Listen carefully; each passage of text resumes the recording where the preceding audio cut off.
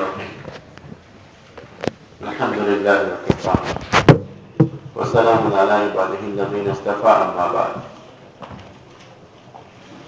قال المحقق الثاني العلامة التفتازاني رحمه الله تعالى رحمة واسعة: والصلاة على نبيه محمد المؤيد بساطع حججه وواضح بيناته وعلى آله وأصحابه هداة طريق الحق وحماته. وبعد، فإن مبنى علم الشرع والأحكام وأساس قواعد عقائد الإسلام هو علم التوحيد والصفات الموسوم بالكلام المنجي عن غياه بالشكوك وظلمات الأوهام إلى آخر العبارة.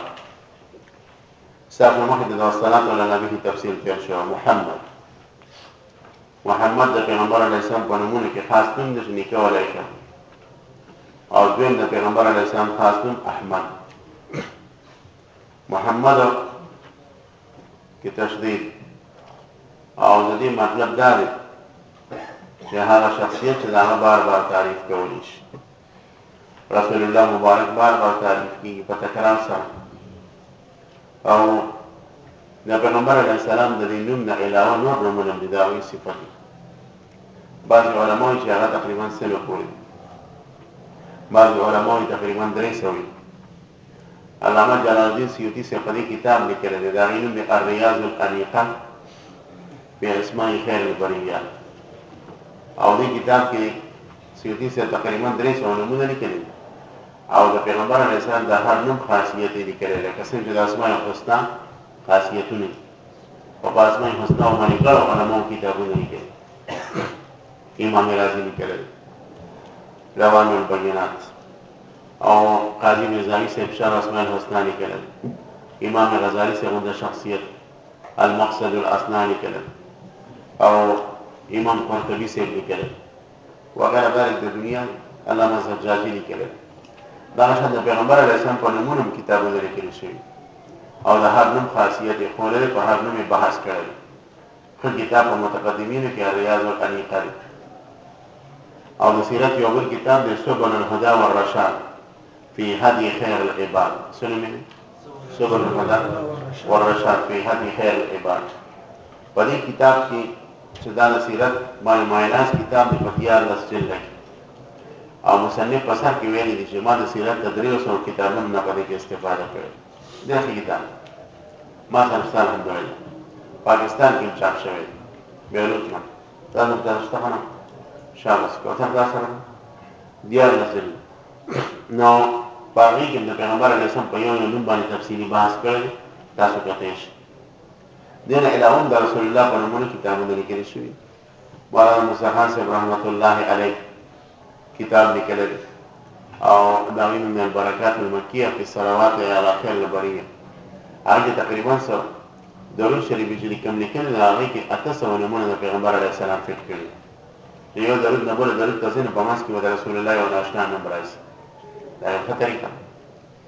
او بیا د پیغمبر علیه السلام د نومونو خاصیت سره سره د هغې په شان هغې په ذات باندې درود لیږل، او د علماو کتابونه لیکلي. ښه کتاب پکې د ټول نه ښه د علامه سخاوي صاحب دی القول البدیع فی الصلاة علی الحبیب الشفیع. جلال الافهام په نوم سره ابن القیم صاحب کتاب لیکلی، او نور هم د دنیا دی. علی کل حال محمد د پیغمبر علیه السلام خاص نوم، او دا په عربو کې چا نه وایي، خو چې بعضې کتابونو کې بیا دا راغلي چې یو نبي به راځي اخري، او د هغه نوم به محمد وي په انجیل او په تورات کې. نو بیا بعضې خلکو خپل زامنو له تقاعلا دا نوم کېښوده چې کېدای شي زموږ دا زوی نبي شي. دا د پیغمبر علیه السلام د پیدایښت نه مخکې 3 کسان خو الله تعالی دا منقبت د خپل رسول لپاره لیکلی. نو وایي على نبيه محمد المؤيد بساطع حججه. ساطع سطع الغبار نوته، سطع الغبار معنا دا ارتفع الغبار، چې کله دا ډوله غبار شي او ارسه پټ کی، دا واقع ویل شي سطع الغبار. او ساطع حجت نه مراد هغه دلایل دي چې اوچت دي. پېښ بیا دا اضافت د صفت موصوف پلتا، اصل کې عبارت داسې دی على نبيه محمد المؤيد بحججه الساطعه. پېښ چې الله تعالی دا تعریف کړی دی، دا پاغا اوچت دلائل باندې هی ضمیر الله تعالی مواضح بینات او دلته د واضح اضافت چې بینات ته شوی دی دا اضافت صفت ته چاته موصوف کړي اصل کې عبارت داسې دی على نبيه محمد المؤيد بحجته الساطعة وبيناته الواضحة دا بينات مراد شرعیت دلائل مطلب دا دی چې پیغمبر علیه السلام هغه نبی چې الله تعالی په خپل اوچتو دلایلو سره تایید کړی او الله تعالی په خپل واضحو دلایلو سره تایید کړی او قوت یې ورکړی وعلى آله نور معنی د دې کېږي هغه ان شاء الله تاسو خیالي کې وایي کوم ځای خیالي چې زمایر پیغمبر علیه السلام ته مرادي دي او دې کې څلور پنځه معنی جوړي خو د دې تفصیل به تخیالي کې کوم دلته نه چې تکمیل کې به وایي که خیر وعلى آله واصحابه وعلى آله و پیغمبر علیه السلام په آل باندې دغه په اصحاب باندې آل دا د انسان د خاندان رشتہ دار ته وایي دا آل په اصل کې څونه دي کې یو د سیبوی قول دی او دویم پکې چې کوم دی د امام کسائی قول دی سیبوی د بصرینو علم بردار کسائی د کوفینو علم بردار اصل کې د لفظ آل معنا د لفظ آل اصل څه دی دا د سنه مشتق دی کې ولس اقوال دي څونه ولس یو بحث بدل تداکو دویم بحث بدل ته مختصر دا چې د آل نه مراد څوک دریم بحث بدل تداکو مختصرا چې د آل د اهل په منځ کې څه فرق دی او د دې خبرو لپاره زما مرجع دو کتابه د مولانا موسی خان صاحب یو د لطائف البال فی الفروق بین الاهل والآل چې هغې کې هغه 38 فرقونه خولي د آل د اهل په منځ کې څو فرقونه آل د اهل په منځ کې او 17 اصل خولي دي چې آل د دې نه جوړېږي چې دې نه جوړېږي پوهېږې او دویم کتاب د النهج السهل الى مباحث الآل والأهل دویم کتاب څه دی النهج السهل الى مباحث الآل والأهل دا سره شته ټول کتاب الخلافان وللناس دا سره څه دي بلې لطائف البال ولا رساله او نهج السهل د هغې نه غټ دی ښه ملاوېږي بازار او کوري کې به خامخا وي دا اخر ځان له بچو دا اخر کتابونه نو دې کتابونو نه زه مختصر مباحث پیش کوم آل د امام سلوی سے قول دا دی چې آل په اصل کې اهلن دلیل په دا ښیي چې ما د یو باندې چینه اورېدلي چې هغه د آل تصغیر او هیل روغ کړو څه روغ کړو او تاسو ته پته چې التصغیر يرد الاشیاء الى اصولها كما ان الجمع يرد الاشیاء الى اصولها جمع او تصغیر دا شی دی دا شی اصل ته بوزي پېښ نو چې کله د آل تصغیر هغه او هیل روغ باسي نو سیبوی قول کړی وي دا اصل آل په اصل کې اهل پېښ بیا د آل سم جوړ شو وی دا ها چې دا په حمزه باندې بدله شو ځکه د ها او د حمزې په منځ کې تقارب د مخرج نو اعلن جوړ شو څه جوړ اعلن بیا د دویم حمزه چې دا په الف باندې بدل شو نو څه جوړ شو آل ته جوړ شو پېښ شو وی دلیل په چې کوم دی دا اوهیل او امام کسائی رحمت الله علیه وی چې نه دا آل اصل اویل دی څه اولون دی واو سره ها سره نه هغوی ما د یو باندې چې نه اورېدلي چې هغه باقاعده وي چې اهل و اوهیل آل و اویل آل و اویل اهل و اوهیل د اهل تصغیر اوهیل روغ کړي د آل تصغیر څه روغ کړي اویل نو د آل اصل اولون دی او دا واو چې دی متحرک دی ما قبل ته هم په حمزه باندې حرکت دی نو واو متحرکه په الف باندې بدل شو د اولون نه څه جوړ شو آلن جوړ شو پېښ شو دا قول لشاری د امام کسائی سے د دوانو قولونه کې کم راځي د تاسو اکثر په نحوه کې د بصریانو مذهب راځي کوي سترګې پټي او کوفیانو له دیکا ورکړي لاس یې مه کوئ ښه کوفیانو مذهب هم په ډېر ځای کې راځي او علماو چې دلته هم د سیبوی په نسبت باندې د کسائی قول راځي د دوه وجه خو نه دي د دوه باندې یو وجه دا ده چې اصل کې د سیبوی په قول کې دوه تعلیل راځي یو تعلیل خدا شي دا آل اصل اهلن شو څه شو اهلن نو یو خو به د حمزه د تقارب د مخرج په وجه باندې په حمزه بدل ها د تقارب د مخرج د وجه په حمزه بدل کړي نو اهلن نه څه جوړ شو اهلن بیا به پکې دویم تعلیل کې هغه دا چې د دویم حمزه متحرکه دی ما قبل هم حرکت نه دا واپس بدل په الف نو د اهلن نه څه جوړ شو آلن جوړ شو دوه علل شو د کسائی په قول کې یو علل دی ځکه اولنو نو واو متحرکه د قواله پشن ما قبل کې فتحه ده نو واو په څه بدل ځکه یو تعلیل دی سیبوی په قول کې دوه تعلیل دي او په کوم کې چې کم تعلیل راځي نو هغه بهتر دی په نسبت د هغه باندې چې هغې کې زیات تعلیل راځي. خبره باندې پېښ وږم خالي. او دویمه وجه دا ده چې شافعي شرح د چار پردي او اصل کې ستاسو په منځ کې مشهوره ده په جار بردي باندې. فاضل چار پردي یا فاضل جار بردي چې دي لیکلي دي دغه په شرح کې شافعي په شرح کې کتل هم نه ده ستا سره بهترین کتاب. ما به چې جار بردي کله استاد نه وي دا هم په بالاستیاب کتله کله کله به رانه پاتې شوه خو ډېر مفید شرح ده د شافعي. جار بردي کې لیکلي دي چې کله داسې دوه امامان راشي په صرف یا په نحوه کې چې یو پکې د قرائت عشره سره تعلق ساتي نو د هغه اقوال به راجح کېږي په هغه نحوي باندې چې د قرائت عشره سره زیات چې تعلق نه ساتي. ځکه چې کوم امام د قرائت عشره متواتره سره تعلق ساتي نو هغه زیات محتاط وي په نقل. او موږ چې وکتو نو په قرائت عشره متواترو کې د کیسایي شمار خو کېږي او د سیبوي شمار نه کېږي. د دې وجه نه موږ د امام کیسایي صاحب قول راجح پېښ شو. دا خو دوه قوله شو. دریم قول د حضرت مولانا موسی خان صاحب خپل قول وي. هغه وایي د آل په اصل کې اللونو څه ته وایي اللون ده پېښ شول. او اللونو کې بیا تعلیل وشو دا دویم دا لومړنی لام پکې په الف باندې بدل شو بس تعلل نه آل جوړ شو. لکه ګوره داسې وقد خاب من دساها دساها اصل کې دسسها نو دویم سین په څه باندې بدل شو په الف باندې. او متنبیم دې ته اشاره کړې ده. دا یو شعر دی ونظیمهم وبهم عرفنا فضله وبضدها تتبين الاشیاء. او اصل کې دا عبارت داسې دی نظیم نه دی دا مېظیم نه دی ضم یضم نه دی ونضمهم وبهم عرفنا فضله وبضدها تتبين الاشیاء. نو په دې شعر کې ضم ونضم پکار نضم لیکن دا لومړی میم مشدده مدغمه دی په یا باندې بدل کو نو نضم نه څه جوړ شو نظیم جوړ شو ونظیمهم موږ دې ضم بیان پېښ وبذلك وبهم عرفنا فضلهم بدې باندې دي فضل مونږ پیژنو وبذلك تتبين الاشياء. خبره پېښ وکړم نو دا قرنګي موسی خان صاحب وی چې دا اصل کې النو دا لومړی لام پکې په الف بدل شو ان ته جوړ شو.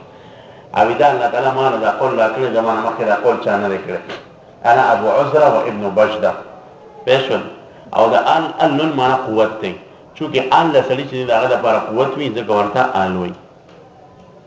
دریم قول دا دی سلورم چې آل په اصل کې د آلتون نه مشتق دی. څه آلتون او آلتون چې کوم دی آلتون دا آلې ته وایي آله لکه ته په آلې په وجه باندې چې کوم دی څه کې ګوټ کې ارمي په وجه د آلې په وجه ریبل کې لکه اره شوه پیل منشار نو د دغې آلې نه لفظ آل مشتق شو. دغې آلې نه څه مشتق شو آل. او د دې نه اشتقاق ځکه وشو چې څنګه دا آله چې ده د انسان د قوت ذریعه ګرځي نو خپل خپلوان هم د انسان د قوت چې آل الرجل وي هغه هم د انسان د قوت ذریعه ګرځي نو ځکه ورته څه ویلی شي آل ویلی شي. نو آل اشتقاق د چا نه شوي د آلتون نه شوي. دا څویم قول شو څلورم. پنځم قول دا دی چې آل د آل الجبل نه وتلی مثلا او آل الجبل په معنا د جوانب الجبل سره راځي د غر طرفونه اطراف چونکې د انسان خپلوان او خاندان هم د اطراف وي ګیر چاپېره دې راګیر کړي ځکه د دې خاندان ته هم آل ویلی شي. نو دا څویم قول شو پنځم. او اولس اقوال دی باندې کې په لطائف البال فی الفروق بین الاهل والآل کې وګورئ ښه وبې ګورئ. دویم بحث دا دی چې د آل نه مراد څوک دي. نو یو قول دا دی چې د دې نه مراد بنو هاشم دي. بنو هاشم د هاشم د پیغمبر علیه السلام نیکه چې و د دې په اولاد کې چې څونه راځي دا دې مراد دی. او دې کې بیا خلفای اربعه وغیره ټول دي. دویم قول دا دی چې د آل نه مراد چې دی صرف اهل د حضرت حسن حسین علي او فاطمه دي. دا د شیعهګانو قول دی او دې نه علاوه بل څوک نه وي. دریم قول دا دی چې د آل نه مراد د پیغمبر علیه السلام اولاد یعنی د څلور حضرات حضرت علي فاطمه او حسن حسین او دا حضرات دي. او سره د پیغمبر علیه السلام زوجات محترمات دي او د پیغمبر علیه السلام تروريان دي. پېښ دا ټول په آل کې راځي. نو دا راجح قول اهل سنت والجماعت دا قول راجح کوي. پېښ څویم قول شو او دریم شو. څلورم قول دا دی چې د آل نه مراد صحابه دي پیغمبر علیه السلام تمام صحابه په آل کې راځي. خو په دې قول باندې بعد حضرات اشکال کړی دی چې نه کو صحابه په آل کې راتلي نو بیا و اصحابه ضرورت نه وعلى آله و اصحابه بیا خو د آل کې اسم صحابه رال چې صحابه پکې رال نو بیا د اصحابه وروسته ذکر کولو ضرورت نه پېښ شول. خو صاحب د لبراس دا قول راجح کړی دی، هغه وایي د ان نه مراد چې دي صحابه دي، ان نه مراد چې دي صحابه دي وغیره ذلک. وی هغې وجه دا ده چې کتب دا اشکال کې چې بیا د اصحابه ځان نه ذکر کولو ضرورت نه وي، دا ځکه اهل سنت والجماعت ذکر کول شروع کړو چې شیعهګانو دا خبره وکړه چې د ان نه مراد صرف دا څلور حضرات دي، زوجات د رسول الله هم کې وباسل، صحابه هم کې وباسل، نو د هغو نه د رد دپاره اصحاب تاکیدن ذکر کړو. پوه شوه بېګا نور آل کې چې کوم دی دا داخل وکړه. دا څلور قوله شو. پنځم قول دا دی چې د آل نه مراد ټول مسلمانان دي، والا آلي هغه مسلمان چې متقي وي.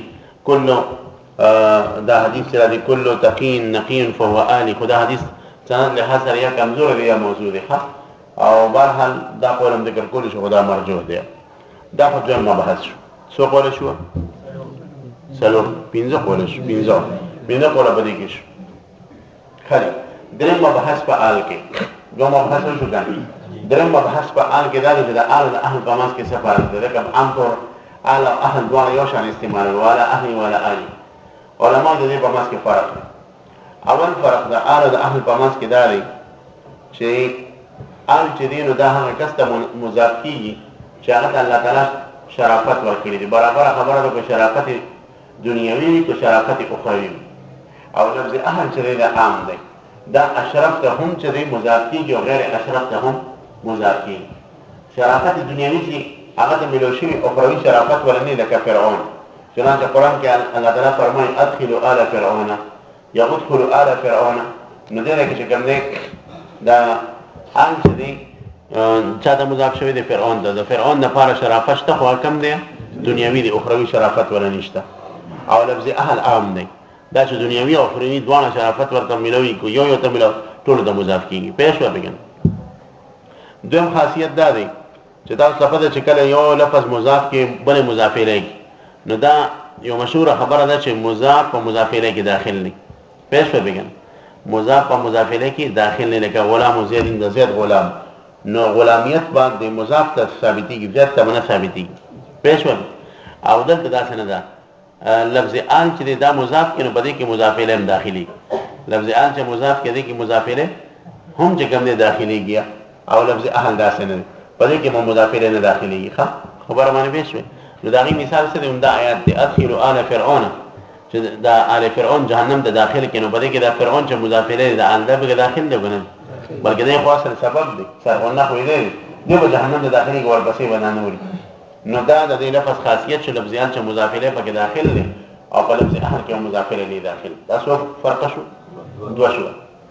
دریم فرق د آل د اهل په منځ کې دا دی چې آل جمع ده، د دې مزید جمع نه راځي، او اهل داسې لفظ دی چې د دې مزید د دې جمع راځي.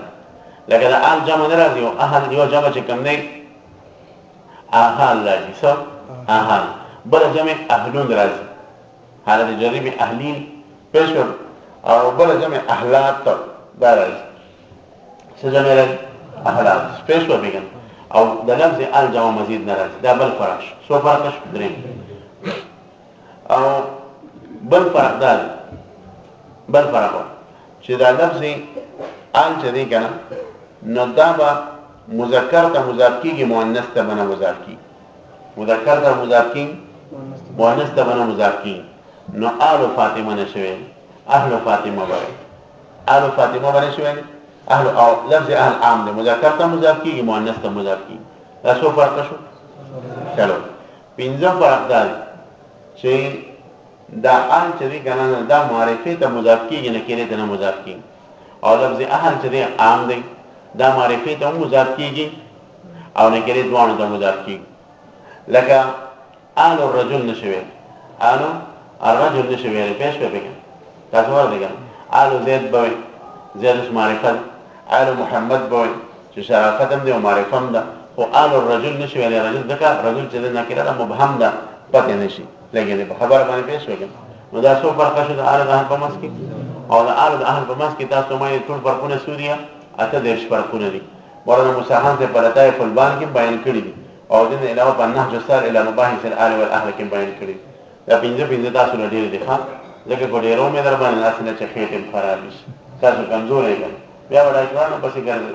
نو مونږ په دې سود نه ډاکټرانو پسې منډې وخیانه دا ډېر ګرم خوراک دی نه در کوم بهشل بترتیب به تدریج سره وي نو وعلى آله واصحابه اصحاب د جمع د صاحب ده او بعض حضرات وایي چې جمع د صاحب ده صحابي چاته وایي هغه کس ته وایي چې پیغمبر علیه السلام یې لیدلي او د ایمان په حالت کې وفات شوي بعض حضرات دا قید لګولي چې پیغمبر علیه السلام یې لیدلي او څه وخت یې ورسره شپږ میاشتې ورسره تېرې کړي دا قول مرجوع دی بعض حضرات وایي چې صحابي هغه دی چې پیغمبر علیه السلام یې لیدلي وي او په غزواتو کې ورسره تللی وي په حالت د ایمان نو دا قول مرجوع دی راجع قول همدغه دی چې پیغمبر علیه السلام په حالت د ایمان کې لیدلي یا پیغمبر علیه السلام لیدلي په حالت د ایمان کې پیغمبر علیه السلام لیدلي یا پیغمبر علیه السلام را لګېدلي هغې لیدلي لکه عبدالله بن ام مکتوم او د حالت د ایمان کې وفات شوي دا بس یې صحابي به وي خبره باندې پېښ وي که نه بعض تعریفات مختلف دي دې وجې په صحابو په دې قول باندې چې کوم دی اختلاف راغلی دی بعضې حضرات داسې چې چا صحابه شمار کړي دي چا صحابه نه دي شمار کړي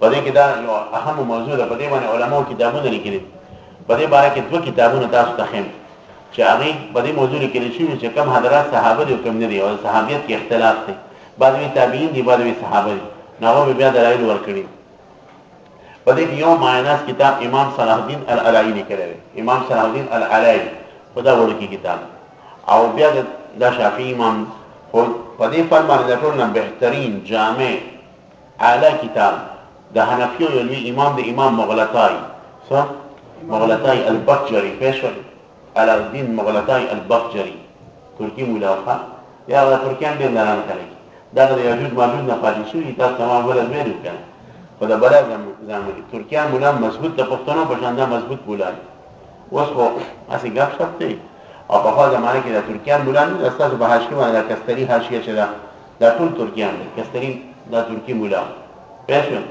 او ستا د هندوستان مولیانو قدر هغې کړی سیالکوټي چې د عبدالحکیم سیالکوټي حاشیې چې کومې د هغې د پاسه شرح یې لیکلي پوه شول ولې زه ولې د سر نیولی توجه سره پوه شول نو ما عرض دا کو چې خبره مې څه کوله مغلطاي نو مغلطاي کتاب لیکلی په 2 جلدو کې د هغې نوم